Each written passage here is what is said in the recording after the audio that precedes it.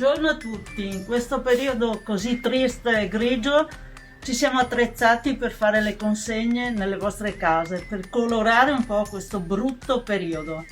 Eccoci muniti di mascherina, guanti, di tutti i presidi dei quali bisogna essere attrezzati in questo periodo per portare nelle vostre case un po' di colore e un augurio che passi presto.